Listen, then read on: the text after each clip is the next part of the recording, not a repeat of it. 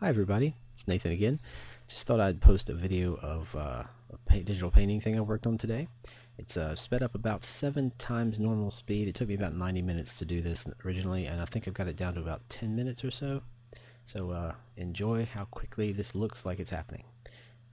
I did actually do all this in one clip at a 90-minute solid, so that's an accomplishment for me. Lately I haven't had much time to get that kind of stuff done, but this is my standard digital painting process at the moment. I take the sketch, which I also did digitally this time, lay in some flat color, start putting in some modeling, the shading, and I try to save highlights for last, but as you'll see in this one, I've been jumping. I get to a point where I get the tones down for the skin in this case, and I start going back and forth between highlights and shadows because I just felt there was not enough contrast happening in this little guy. So I kept going back and forth into it.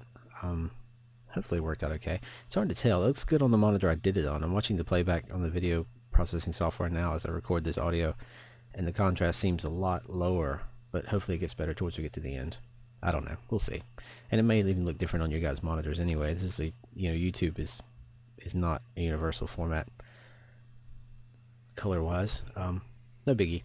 It's fine. This is sort of just a sketch anyway. Like I said, 90 minutes, not a big deal. What I wanted to do was kind of a combination of like the idea of an imp, a little humanoid type demon. They're usually grotesque and kind of icky, and a dragon, which is generally speaking large and kind of either ferocious or noble or both. This guy's none of that stuff. He's small, he's menacing, but only in like a rusty nail would be menacing.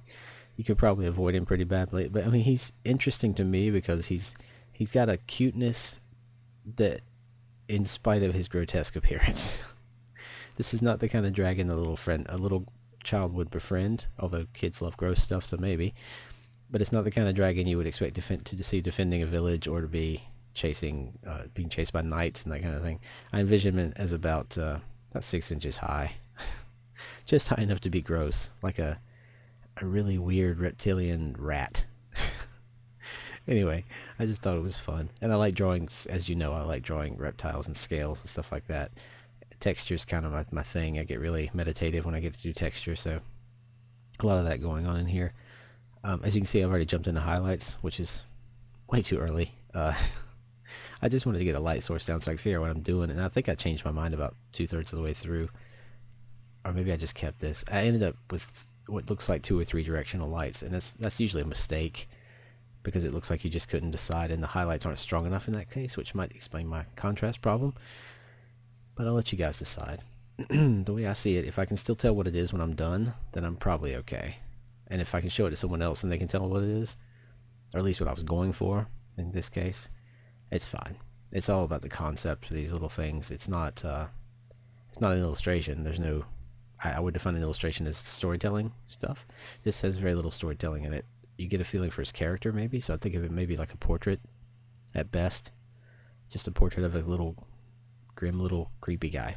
It makes me laugh, though. I just like the idea of this little thing thinking he's like a real dragon and terrifying, and people looking at him like, what is that little thing? That's gross.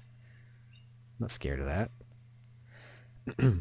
But having said that, I also made him, menacing and grotesque looking in a way that I usually do. But I love putting whimsy and horror together. I love doing like a rampaging werewolf with sunglasses, or a hideous monstrous vampire driving a car or something like that. Just to throw a little what the hell surrealism kind of thing in there. I love that stuff. It's just funny to me, and not just to undercut the horror, but just to make it seem interesting. You can tell I like crazy movies like Sharknado and stuff like that too, right? Yeah, they're barely movies. I don't consider them cinema necessarily, but they're definitely entertaining. I dig that. This guy could be in one of those. He'd be like a chupacabra dragon or something like that.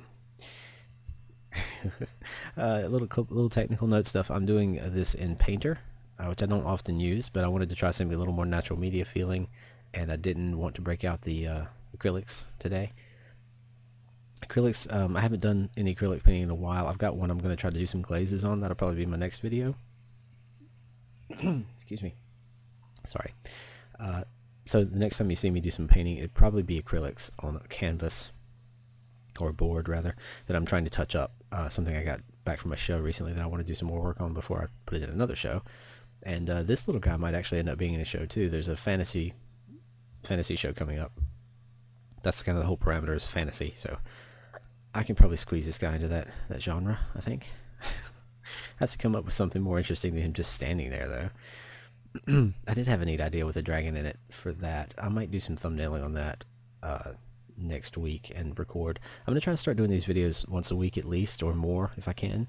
It's the weekend now, so I just posted one video on inking the alligator reptile guy yesterday. So I'm going to try to post this one today.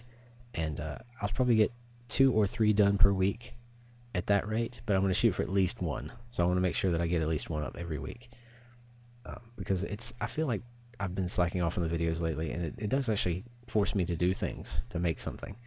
And I've got a new rig for my new capture setup. I've got a new webcam. I can record directly to the hard drive. I don't have to dump stuff off my phone on the hard drive, and it takes like an extra 2 hours to process. So it's a lot more streamlined. I think I've sorted out my lighting situation, and I've got the new mic, as you can probably tell. New mic. So I should have everything I need, except for, you know, the wherewithal to actually draw some stuff and record it. I do still draw every day, pretty much. I don't often have time to draw something real every day, but I find myself at least doodling something every day because I just can't help it. I think that's probably healthy. As long as I can stay, not really in practice even, I'm not doing studies or anything useful academically. I'm not learning anything from my drawing every day, which is bad, but I am at least keeping my hand and eye and arm and brain engaged in that mode of thinking. But I need more. So the videos will force me to do something more substantial, more educational to myself and hopefully to someone else. I don't know if that'll help anybody or not, but if you have any questions or anything, if there's anything that you think I might be able to help you do or learn how to do, feel free to ask. Comments, or get me through Facebook messages or any of that stuff. Any of that stuff's fine. I'm always glad to help people with what little I know to do this kind of thing, or whatever it is they want to do. If they want to learn how to use the computer to paint with, that's, you know, I'm not a master by any means, but I know a few tricks. I did teach a class in drawing for comics and another class in basics of drawing up until about a couple of weeks ago. So I'm not necessarily qualified, but I would be glad to answer any questions you have about drawing that I can. There's a ton of resources out there on the web. DeviantArt and YouTube are probably the best places in the world to learn about how to do art, at least for free. And anything I can do to help with that, I will, because I feel like I've been helped a lot by those resources and by other people. And I have a formal education also, but this stuff is actually what got me back into drawing in the first place. So if anything I can do to help pay that back, or forward, or whatever you want to call it, I'm happy to do that. And I'm glad to help out other people. So, having said that, any questions or anything that don't involve why the hell did you paint that, because I don't honestly know, I'm fine. I'm happy to answer that. You can see how little detail there is when I actually zoom in. It's pretty rough. It's not meant to be seen this close up, as you can probably tell.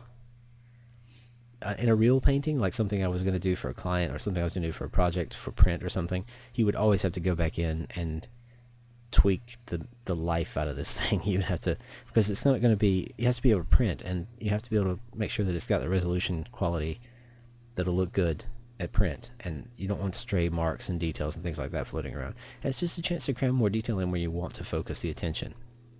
People are naturally going to look towards the face of a creature, especially the eye area, if they can identify it. So tweaking that as much as possible is a great idea.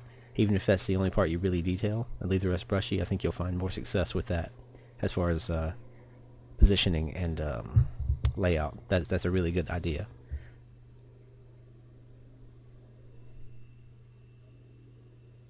It also helps lead the eye through the composition if you can find a focal point, add some detail in there, and then have another focal point near the opposite corner of the composition, so that they have their 2 points to drift between and some way to lead them back and forth to the other. You want to cycle people's eyes through your work rather than lead them off the page or away.